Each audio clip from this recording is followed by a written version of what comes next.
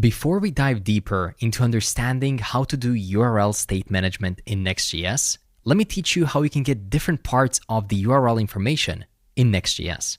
URL stands for Uniform Resource Locator, and its parameters typically consist of several components.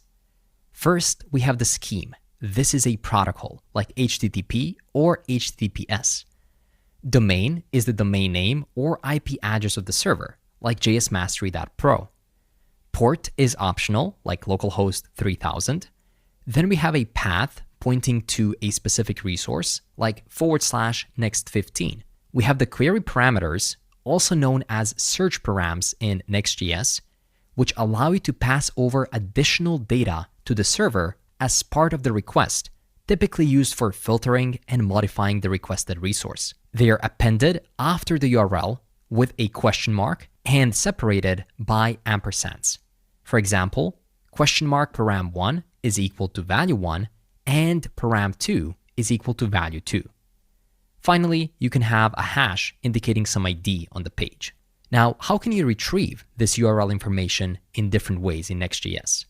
Well, if you're in the main page, then you can access the information through the page props, simply saying function page, where you have params and search params. So if the URL looks like this, books1234 page2 filter equal to latest, you can get the ID from params, since the params will hold that ID value, and search params will hold the value of page and filter. And that is the key point. Right here, what we're doing is basically managing state. In this case, it is local state, but if you navigate to a different page with these things in the URL, what's going to happen?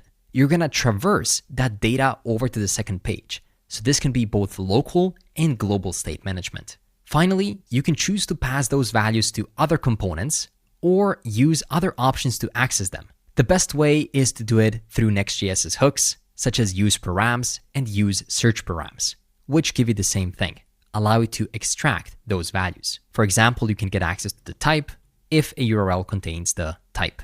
But with this approach, using hooks, it would mean that we're turning that component into a client component. So you only want to do this for forms or other components that are already client by default. So as a rule of thumb, if your component is near its parent page, then instead of opting for these hooks, you can pass params and search params of the page through props to its children components.